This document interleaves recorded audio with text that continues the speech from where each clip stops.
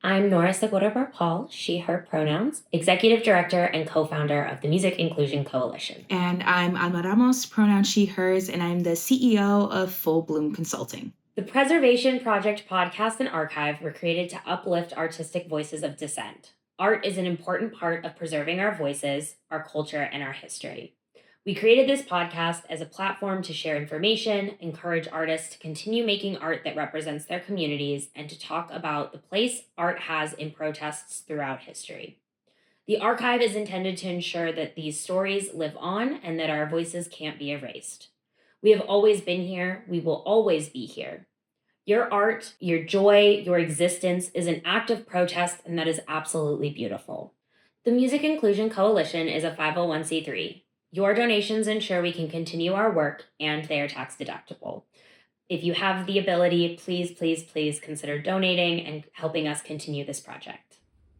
In 2020, we founded the Music Inclusion Coalition as an answer to what was going on at collegiate music programs across the country. We were seeing budget cuts, and a lot of those included cuts to world music programs. And when we started digging into the why behind it, a lot of the answers were about how they couldn't cut anything that was mandatory to the curriculum. And so it really became a question for us of why is world music the thing that we can stand to lose? Saying that I'm certified in making music, but I only have ever studied, Beethoven and Bach. Like, what does that mean? And so we felt that we weren't in a position to change the curriculum requirements. We were fresh out of grad school at the time.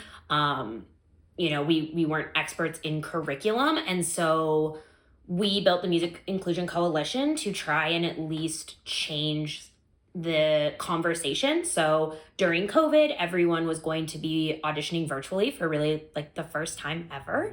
And so we knew that there would be disparity between students. Some students would have the ability to go and record at some fancy recording studio, and some students, as we saw during the pandemic, didn't even have access to technology at home. And so the Music Inclusion Coalition came about to kind of bridge that gap, make sure that students had access to high quality recording devices, and to change the conversation around it so that this continued, so that all students had access moving forward, so that we could prove that, virtual auditions were a good thing in the music industry and that we should actively be pushing for more of them. And then we also were working with the schools on the other side with our, collegiate music conference, in order to have conversations around equity and inclusion in collegiate music programs throughout the audition process and the admission process. So that's really where the Music Inclusion Coalition started. And then with this iteration, this is kind of our pivot. So how about you talk about what you do, and then we'll talk about how we ended up where we are right now on a podcast. Yeah. Oh my gosh. I can't wait to get to that part, because I'm like, you're probably gonna hear like both of our backgrounds, and then you're gonna be like, so like, how did this like become a thing? But yeah, Full Bloom really came out of me working in other DEI consulting firms. So Full Bloom focuses on DEI consulting, especially within higher education. And then I'm also a speaker and a coach. But really it came out of all the work that I had been doing since 2020, since the racial reckoning in the United States, some people like to put it as. And it was my platform. It became my platform to be able to speak more openly about how I feel about DEI within organizations and really empowering people. And it's all like the values are empowerment, growth, and community. And so, I don't know, I think like when I think of Full Bloom, it's a mixture of being a positive realist about what is happening in our world right now. And also, I'm the hype person in a lot of people's like friend groups anyway. So why not like hype other people up? Because there's so many of us that's doing some amazing work out here, which kind of leads into how we started working together. Because Nora and he's not on screen, but Josh, also working with Mike, is you all reached out to me after we had already met. Long story short, I used to work at Nora's college after she had graduated already, and I was working in the music school, and that's where we officially met to do like a program together. But then afterwards, when I started my business, you all were really the first ones to be like, we want you to do a speaking gig. We want you to talk to the people at our conference. Like, we think you'd be and I was just like, okay, yeah, me. And so, yeah, so since then it's just been so connected because I've loved the work that you all have done with Mike and just giving more access to people, because I don't think people recognize like how, unless you're in the music world, you don't recognize like the audition process and what that looks like, especially in a virtual type of setting, and how much the music world changed due to the pandemic and all of that. So, but I'm getting ahead of myself. But yeah, that you all reached out to me first for the Mike conference, and that's kind of how we started working together. But definitely want you to jump in, Nora, and take that away, because we worked with each other a couple of times. Yeah, definitely came about because of the Mike conference.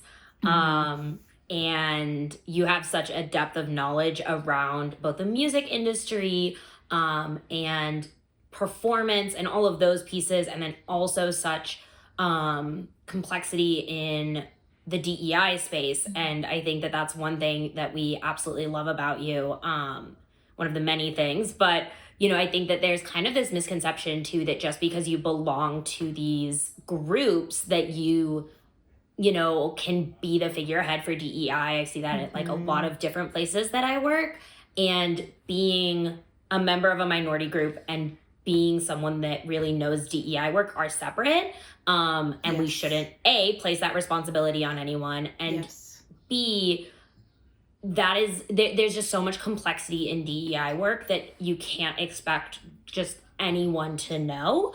I think we can all obviously work towards a more equitable society. We can all research, we can all do certain things. But having that real depth of knowledge is very different. Working in the space is very different. And so having someone like you that really has both backgrounds, is just amazing to have these conversations with. I feel like every time we talk, I just walk away with so many new things to think about and so much new knowledge. So I think that's really where this came about from, is we started having conversations around the conference itself.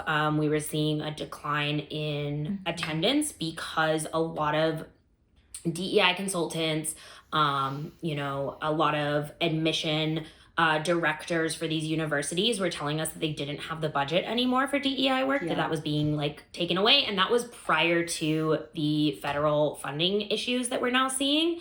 So we were already having these conversations around that, and how we could kind of pivot and create more accessibility, because that's the thing that we preach. And so we've been doing these conferences virtually the whole time to make sure that they can be accessible. We've been trying to keep our fees really low.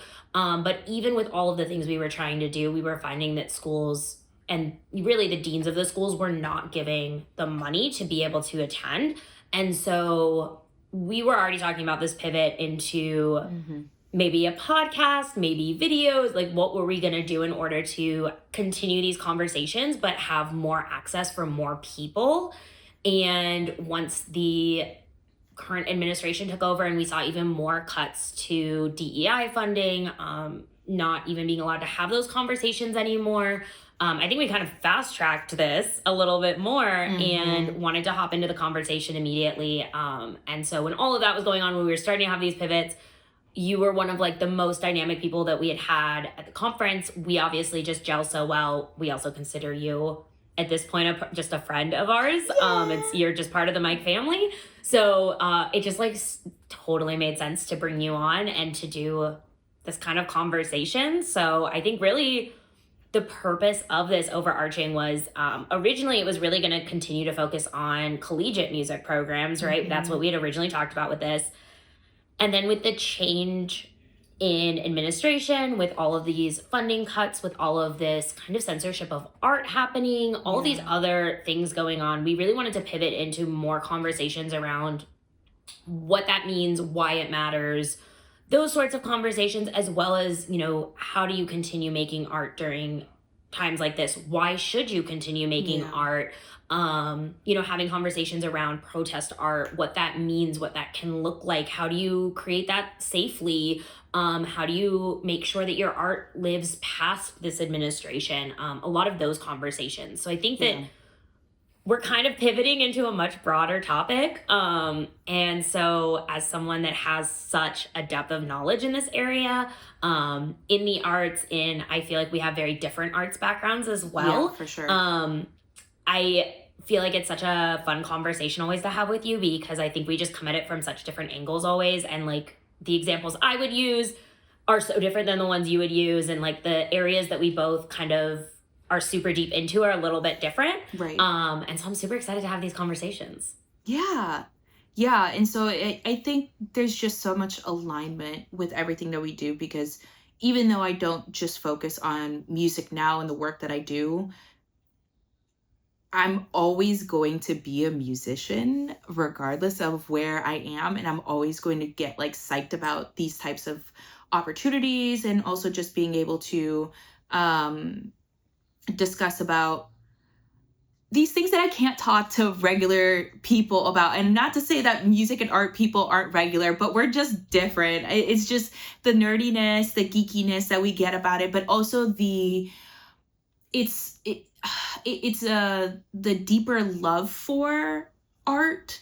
I think because there's a better understanding of how it is. And I think you hit it right on the head. Like I do consider myself someone who is a specialist in DEI, not just because of my own personal experiences, but also having this understanding of, history and how that's impacted like where we are now, and then going into like other areas that I've like have trained myself in, like counseling and all that. But I think that's why what we're doing now together is such a huge interest to me, because it's really culminating all of these different areas that we both truly care about of DEI, as well as the arts in general, and the impact it has not only made to us personally, but we've seen how big of an impact it has made to the world in general. And I don't think people realize like how embedded art is into what we're about to experience right now with this new administration. Like we've already seen it starting to happen. But I'm getting ahead of myself. I'm getting very excited, but I'm gonna take a seat back before I start just diving into the good stuff. Yeah. Well, I feel like that at least kind of gets us how we got here. And so I think that there's kind of two parts of this. So we've talked a little bit about like what the podcast is going to cover. The other piece of what we're currently pivoting into is our archive. So I do want to talk about this just a little bit before we start digging in. Because everything we talk about is kind of in order to kind of promote in some ways the archive project. So the preservation project is what we're calling it. And, the first thing we see in a lot of authoritarian regimes, a lot of censorship kind of style, high control groups, even, governments, really anything where they're trying to kind of homogenize and control is going to be the erasure of culture, the erasure of art, and really stifling anything creative, because as we've seen in a million different scientific studies, anytime you have the arts, it's great for, critical thinking. It really helps encourage people to have critical thinking skills. The arts are also a really great way of getting across a message. We talked about this in one of our like video clips we released, but the fact that all propaganda is art. And so if you stifle the arts, you can really control the narrative. Correct. There's no one to say anything against you. There's nothing that can be created that, counters any of your viewpoints. So that's always something we see. And right now, with, the Kennedy Center being taken over, with, just so many different things that are going on, it felt really important to us to create some sort of archive, and especially for, I think, the smaller artists. Some of these big artists, they're global. They're going to have CDs places. They're going to have, a record of them. But for some of the smaller artists out there, our friends, our colleagues, the people in our lives, Yep. Having conversations around how do we protect them and how do we protect their art and make sure that they still have a voice, and that continues to live on, was really important to us, because we see in other parts of the world that you don't maybe have access to everything that's on YouTube. You don't have access to certain artists. You don't have access to certain platforms or streaming services. And so right now we feel like that could never happen, and that we're protected, but we can easily fall into a place where we lose a lot of this information. And we've seen that in so many different examples throughout history. Again, in that video, we talked about like the Nazi book burnings. We've talked about, even, East Berlin, West Berlin, and the fact that you couldn't get certain music, you couldn't get certain books. Like, that's a huge control system. And so we wanted to make sure that there was an independent place where this could live, somewhere that wasn't tied to a specific platform, that wasn't tied to a specific location. So we're creating both a digital and a physical archive. And so there's information on our website, musicinclusioncoalition.com/TPP, for the Preservation Project. Or if you just go to our website, our Instagram, our Facebook, we have the info everywhere. We have a form. You can submit your art there. You'll submit it to us. We'll reach out, have a conversation with you about your artwork, what you'd like to submit, how you want to submit it. If you haven't recorded something and you want to, we have cameras available, and, we can send them to you. So we're really trying to encourage people to keep creating art, to create and record their art, to share it with us so that we can make sure that it lives in a place with all of this other amazing art. And then it can be public, it can be private. We'll have that conversation with people as well. So, that's that other side of this, is really to, again, continue making art, to, the more art we make, the harder it is to erase us and to say that we weren't here and that we didn't exist. So we're really hoping that one of the things that comes from this is the creation of more art, of louder art, and then sharing it. Hopefully, we would love for people to share it with us so that we can put it in our archive and really have it, live in a place that is really safe, but again, is a collective of a lot of different art from a lot of different people. So I think that's kind of this other side of this, is really making sure that we are encouraging that and continuing to help people create and archive it. Yeah, so I think with the Preservation Project, I think it's going to be such a wonderful opportunity to make sure that people feel seen and valued during this time where there's being so many things happening to try to remove that and try to make people invisible again. I think I think that's going to be hard to do after we have already had social media, and there's so many platforms out there that we know trans people are visible. We know non-binary people are visible. We know what is happening with what's happening in Sudan. We know what's happening over in Israel, in Gaza, in Congo, in Ukraine, and all these different places. So I love this because I think this is going to be a wonderful place to capture that history in something that is trying to basically erase it. We know that there's been a lot of things put with the executive orders of trying to calling DEI wasteful, and talking about people who are non-gender conforming, as believing in this gender ideology or whatever it might be, when we know I'm about to get on my high, like I'm about to like get on a roll with this. So let me take a step back. But this is, I don't think people recognize like how much music is so ingrained with all of the movements that we've had when we think of the civil rights movement. I mean, I was a choir student, and I know that everyone would get excited about the spiritual songs, and there's such a deep history that comes with it of why those songs were sang, why so many of them had a religious background, why so many of them had this like there's so much to it. And I think we can even go into beyond just how it's impacted the United States, right? Like we can even talk about how all of the movements that have been experienced around the world, every single movement that you can think of, there's some art that has been associated with it and that are captured during that time. And I think it's just, this is going to be a beautiful way for you all as artists to see what everyone is putting out here in response to this, and being part of a moment in time, and being able to just be able to creatively express ourselves. Because you're absolutely right. If art is taken out, that's just another very big way to control the narrative within this country.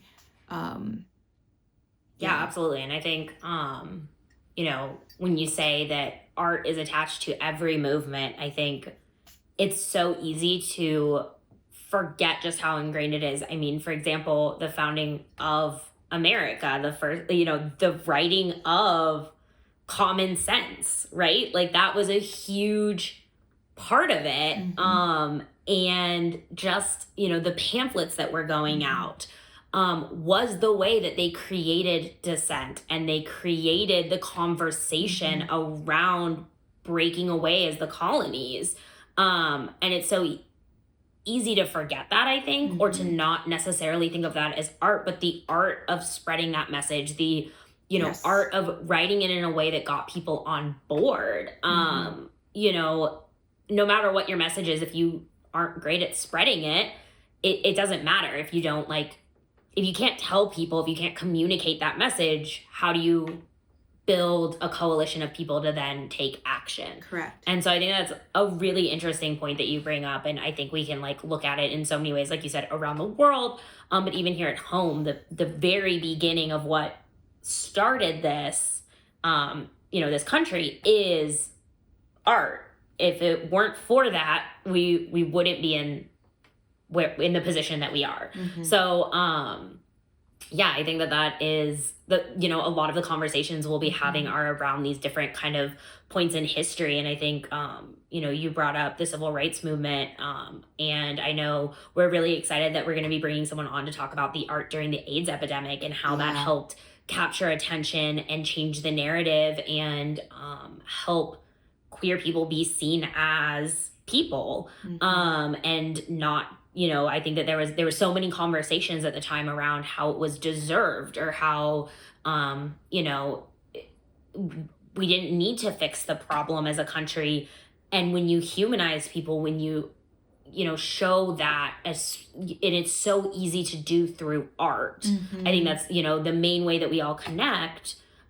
And when you show through art that we are human, that we are people, that we are here, and you create that empathy, I do think that that's incredibly important, and has, throughout history really been part of all of those conversations, is making us as outsiders be seen as human as well. And so I know that we have some really exciting conversations coming up about that, which I'm so stoked for.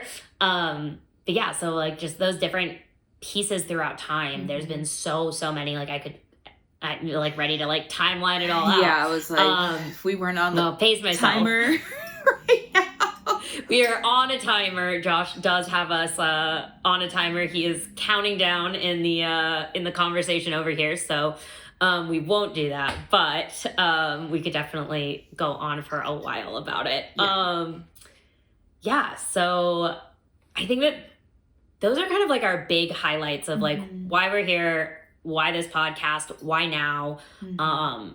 I'm super excited for this journey and these conversations. I think that these are ones that we're having anyway, Yeah. that our friends are having right now, Mhm. that, just kind of as a whole, we're seeing a lot of these conversations Mhm. taking place, but hopefully creating a platform where, more people can engage in it Right. and join the conversation, because it's an important one right now, especially. And yeah, hopefully we're overreacting and we'll get to the end of all of this and be like, oh, this podcast, this archive wasn't the most necessary thing in the world. Yeah.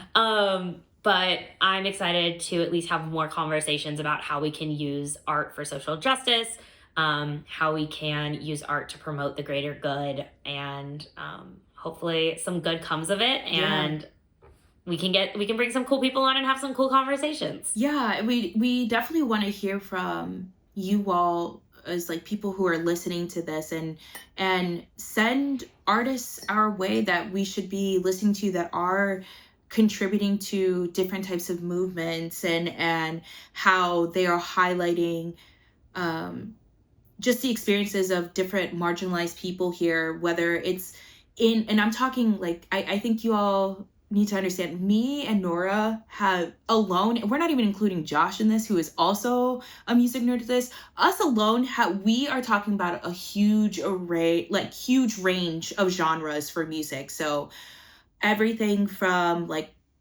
current pop culture to classical music, like to from like present day to like way in the past, like whatever BC, whatever might be recorded. Like we are here to listen to that because we love learning about that, and I think that gives more to as to why what we're doing is so important, because the reason that we know about those things that have happened in history and are able to move with it now is because of archives like this.